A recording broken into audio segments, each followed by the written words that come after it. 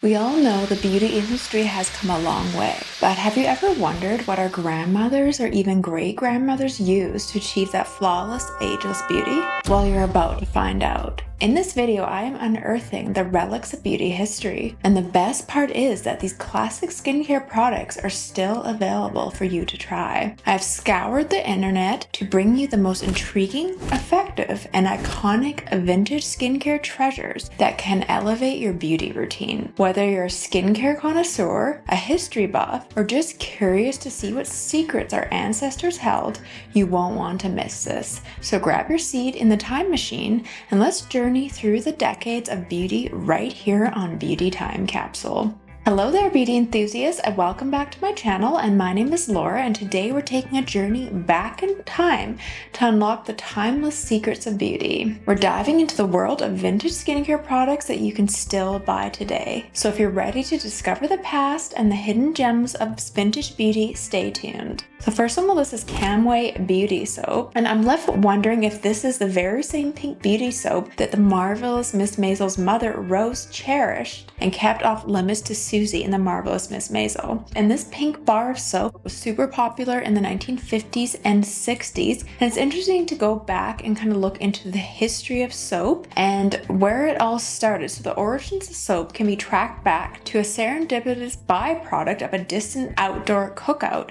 meat roasting over an open fire and globs of fat dripping into the ashes below.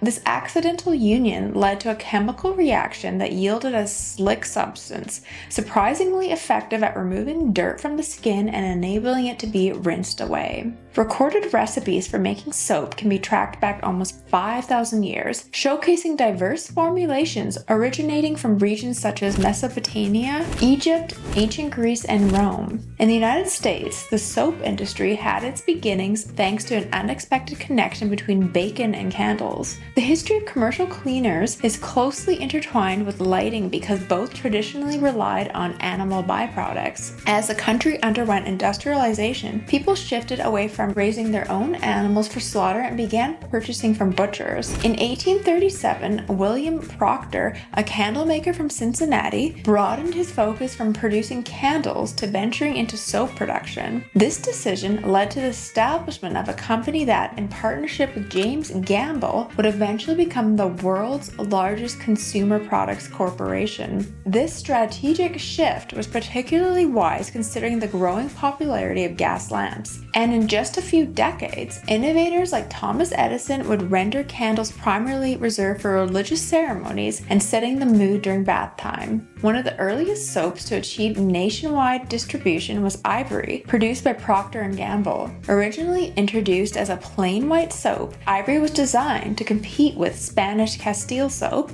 which was traditionally crafted from olive oil. The main selling point of Ivory, which adopted its name in 1870s after a biblical reference, was its buoyancy, which the company promoted as a sign of purity. A sort of origin story was concocted for a product that essentially originated from the byproducts of slaughtered animals. The narrative involved a mixing machine accidentally left on during an extended lunch break, which led to extra air being unintentionally infused into the gooey mixture. However, in 2004, the company looked back into the archives and stumbled upon a diary entry from 1863 written by James Gamble, which appeared to contradict the legend of the accidental buoyant creation. In his diary, Gamble wrote, "I made floating soap today.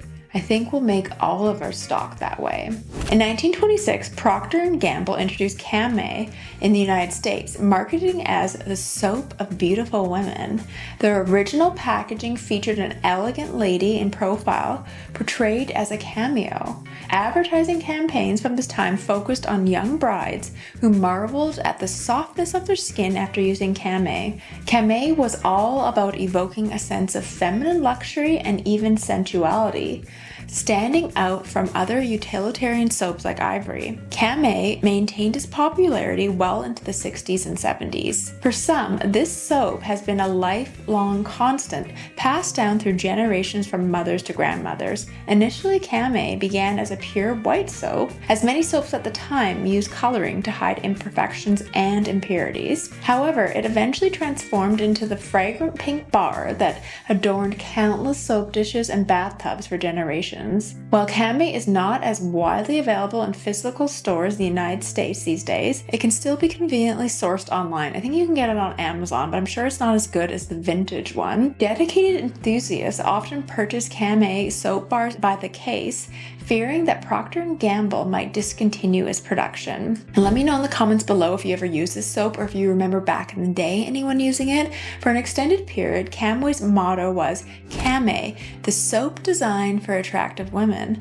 This was subsequently substituted with achieve your most radiant complexion at any stage in life. And next we have Clean and Clear Foaming Facial Cleanser. The brand was initially created by Revlon as a collection of sensitive skin personal care products and made its debut around 1956. The Clean and Clear moniker indicated that these products were devoid of any fragrance or dyes and left no trace behind after washing. The original range included shampoos, conditioners, and facial skincare items. In 1991, Revlon transferred ownership of Clean and Clear to Johnson & Johnson. In 1993, Clean and Clear adopted its present-day tagline, Clean and Clear and Under Control. Johnson & Johnson redefined Clean and Clear's market positioning, concentrating on acne-related products. I remember in high school, I used Clean and Clear a lot. I actually really liked it. It was like my go-to face wash pretty much through high school. I feel like all my friends used it too. And it was like that clear kind of pump container.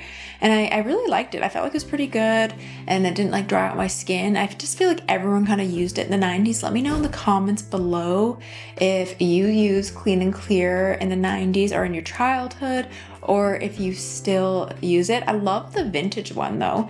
If you look at the photos, I wish they had that like throwback vintage pink bottle. I just feel like the vintage container is so much better than the modern one.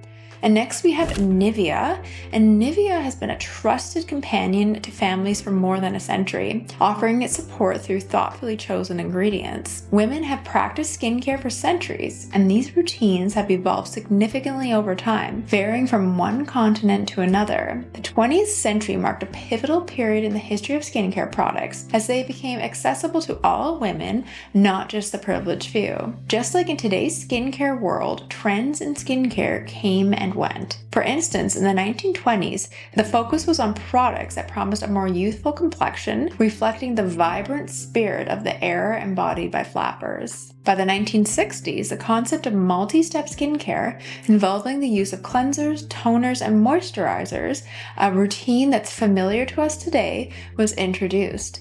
And as we progressed into the 1990s, formulas began incorporating vitamins aimed at combating the signs of aging. In 1890, Nivea had its origins when Dr. Troplowitz, a pharmacist, acquired a laboratory for creating preparations in Hamburg. Collaborating with a scientific consultant and dermatologist, they pioneered the very first water and oil emulsion. During this process, they stumbled upon a novel ointment base known as Eucerin, a wax derived from sheep's wool, which served as an effective emulsifying agent. This breakthrough allowed them to create a stable, snow-white cream base in binding oil and water for the first time. Prior to this, emulsions would separate into distinct water and oil components when exposed to temperature variations. In 1911, they introduced the resulting cream, formulated with lipids, oils, and distinctive fragrance, marking the commencement of an extraordinary brand legacy. The iconic blue container, the creamy white content, and the unmistakable aroma are recognized by all. Indeed, this cream has been cherished across generations worldwide for its exceptional moisturizing qualities and its one-of-a-kind fragrance, which symbolizes protection, nurturing, reliability, and joy. And believe it or not, Marilyn Monroe used Nivea. And here's some quotes from Marilyn Monroe about her beauty routine. Despite its great vogue in California, I don't think suntan skin is any more attractive or any healthier for that matter. She says, I'm personally opposed to a deep tan because I like to feel blonde all over. To achieve her distinctive radiant appearance on camera,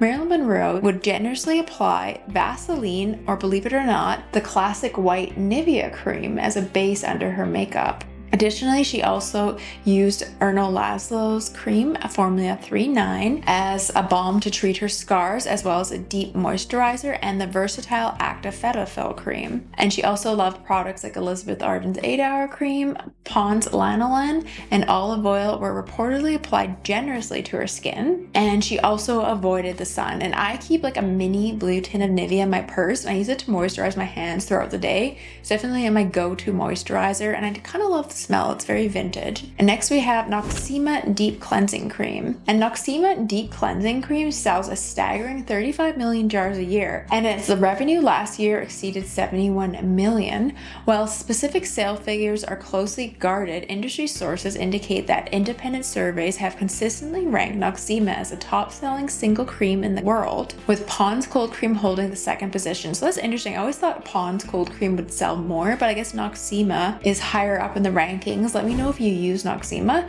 In today's market, cosmetic shelves are filled with creams boasting exotic names, extravagant promises, and prices that can soar as high as $40 per ounce. However, it's evident that America's preferred cream is one made from rather humble ingredients, available for as little as 16 cents per ounce, and it carries a name that doesn't exactly evoke luxury, and that's Noxzema. The poet behind the famous little blue jars was George Avery Bunting, a Baltimore pharmacist and sunflower cultivator. In 1914, he formulated a blend of oil of cloves, menthol, and camphor, mixing it into a base of the then novel Vanishing Cream. He heated this concoction in a large coffee pot in the back room of his store and filled jars labeled as Dr. Bunting's Sunburn Remedy. Upon discovering that the cream had effectively treated a customer's eczema, the potential for this mixture became evident to George Avery Bunting. As a result, he decided to change its name to Noxzema. The jars quickly gained popularity,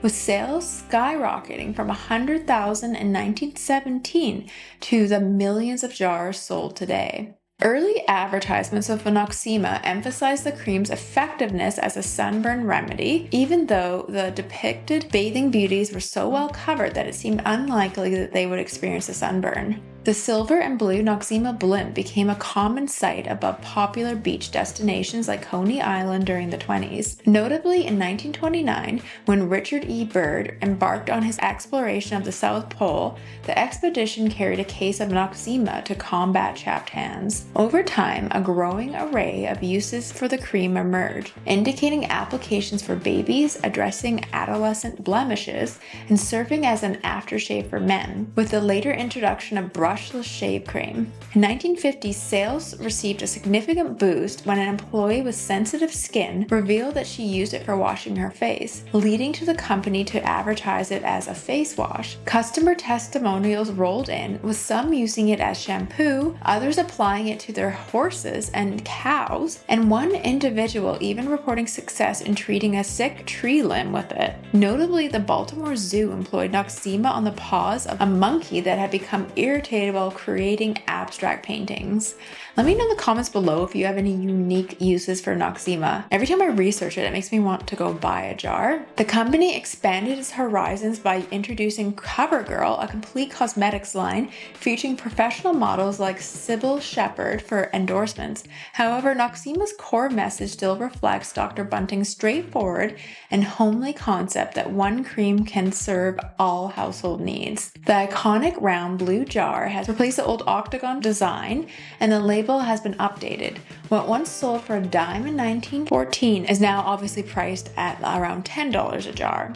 Norbert A. Witt, the president of Noxel, sporting Noxzema blue eyes, blue ties, and a blue wristwatch, assures that there won't be any drastic alterations to the cream or its marketing strategy. While some may view it as old-fashioned, with a remarkable $10 million increase in sales since 1971, a year when many cosmetic companies felt the effects of a recession, the continued success of the little blue jar seems certain. So it's interesting to read about this old article about Noxzema from the 70s. And next we have Pond's Cold Cream Cleanser.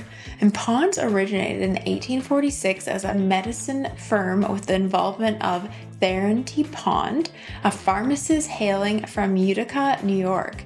He initially marketed Golden Treasure as a homeopathic remedy that included witch hazel. In 1849, Theron Pond, along with Alexander Hart and Edmund Munson, established the T.T. Pond Company to manufacture and market this remedy, which was subsequently rebranded as Pond's Extract. Pond's Extract was a basic blend containing a witch hazel distillate obtained from a shrub and preserved in alcohol. It was marketed as a versatile remedy for a wide range of health issues, including burns, colds, wounds, and sore throats, as well as scalds and bruises and sunburns, chapped hands, bug bites, skin chafing, nosebleeds, and frostbite, as well as women's health concerns. However, as the 20th century progressed, most of these claims associated with patent medicines were removed, and the product was primarily advertised as a general antiseptic for insect bites, as well as wounds and sunburns. Advertisements often targeted families, presumably because children were expected to experience minor injuries. In response to growing competition in the witch hazel product market, Pond's had already started exploring alternative products well before it was acquired by Lamont Corliss. In 1891, the company conducted a market survey that identified an increasing demand for skincare products, prompting Pond's to diversify its product range. In 1904, Pond's introduced Pond's Extract Vanishing Cream, a product developed by one of Pond's chemists, and this was followed by the release of Pond's Extract Cold Cream in 1905. Both creams were available in opal jars for home use and in tubes suitable for carrying in a handbag. I honestly would love going back in time and trying a Pond's Cold Cream and Vanishing Cream from 1905. I feel like the formula was probably really pure back then, and I'm really curious about the fragrance. Pond's Cold Cream was described as an oil cream, significantly crafted from selected ingredients known for their cleansing and lubricating properties. It had a delightful, dewy, and smooth texture, making it ideal for massaging and effectively removing dust and grime without causing irritation. And Pond's Vanishing Cream, on the other hand, was oil-free and not intended for cleansing or massage. Its base contained a remarkable skin-softening ingredient that exhibited a unique compatibility with the skin, a feature recognized by dermatologists. And let me know in the comments below if you still use Pond's. I always have a jar. I like to use it when I'm wearing a lot of makeup, and it just removes everything. I kind of use it as a double cleanse technique. Next, we have Frownies facial patches. And Frownies were first developed in 1889 when Margaret Crowson noticed that her daughter Alice, a concert pianist, had developed notable frown lines. And Mrs. Crowson, a woman of both beauty and innovation, established the B&P Company, Beauty and Personality, and launched her line of beauty products. Frownies facial patches were designed for use on the forehead and between the eyes, while wrinkles were meant for the corners of the eyes and mouth. Initially, these products remained something of a well-kept beauty secret, primarily known among Broadway and Hollywood stars, as well as makeup artists. Alice, who experienced the benefits of her mother's remarkable invention, became a living testament to its effectiveness, highlighting the potential for women and men everywhere to benefit from these so-called wrinkle eradicators. And preserving the family legacy, Margaret Wright, following in the footsteps of her mother and grandmother in the business, revamped and modernized the packaging for Frownies. Importantly, she retained the original formula that had proven to be highly effective. In Hollywood, dating back to the golden age of the film industry, Frownies overnight wrinkle patches have been a go-to choice for actresses and makeup artists. These innovative patches have even made appearances in iconic feature films, such as the movie Sunset Boulevard, when Gloria Swanson's character, Norma Desmond, can be observed as she follows her iconic beauty routine, applying multiple patches to her skin, which she wears during her scene with Joe. And then in the film Death Becomes Her, Meryl Streep's character is depicted using Frownies, anti-aging wrinkle patches to restore her more youthful appearance, and I love Death Becomes Her. It was one of my favorite movies as a kid. It was also featured in Mars Attacks, when the First Lady Glenn Close is shown with Frownies patches on her face. And it was also featured in the film Cocoon, which is also kind of an interesting movie about the fountain of youth. And next we have Oil of Olay Hydrating Beauty Fluid. And Olay had its beginnings in South Africa under the name Oil of Olay. It was founded by Graham Wolfe, a former chemist who previously worked at Unilever in Durban. This enterprise was launched in 1952, and the name Oil of Olay was selected as a playful variation of the word lanolin, which was a crucial ingredient in the product. During its initial days, Olay stood out for its distinct characteristics. It was different from the norm as it was a pink liquid rather than a traditional cream, and it was presented in a substantial glass container. Wolfe and his marketing collaborator, Jack Lowe, a former copywriter, had conducted trials of the product on their own wives and acquaintances, and they had strong confidence in its uniqueness and high quality. Olay's marketing approach was unconventional in that it never labeled the product as a moisturizer or even a beauty fluid. The product's packaging did not explicitly state its purpose, and advertisements featuring the product had phrases like "share the secret of a younger looking you" and focused on the beauty secret of Oil of Olay. Additionally, advertisements were crafted as personal messages directed at the reader and were written by a fictional advice columnist named Margaret Merrill. These ads were featured in publications like Reader's Digest, and newspapers were often designed to resemble editorial content. And believe it or not, Sharon Tate used Oil of Olay, and it was one of her favorite moisturizers. And obviously the packaging has evolved over time, but the formula is pretty much the same with the original beauty fluid. And she uses to achieve her radiant complexion. I feel like she did have really a natural California glow. And even though they said the formula is the same, I am curious. I always like the idea of going back in time to different decades and actually trying the original formulas. Let me know in the comments below if you used Oil of Olay back in the day, like in the 70s, even like 60s or 80s. Like, was it different? Do you still use it now? I'm just curious about some of these products. So if you were alive back then and like you remember using any of these products that I mentioned in the video, like in your opinion, has the formula changed? I'm just really curious. Now I really feel like buying a Noxzema. I remember using it in the morning and I really found that like it woke me up, and I did love the menthol smell. So let me know in the comments below, are any of these products still in your go-to beauty routine? And don't forget to check out some of my other vintage beauty videos. All right, I'll see you guys again soon. Bye.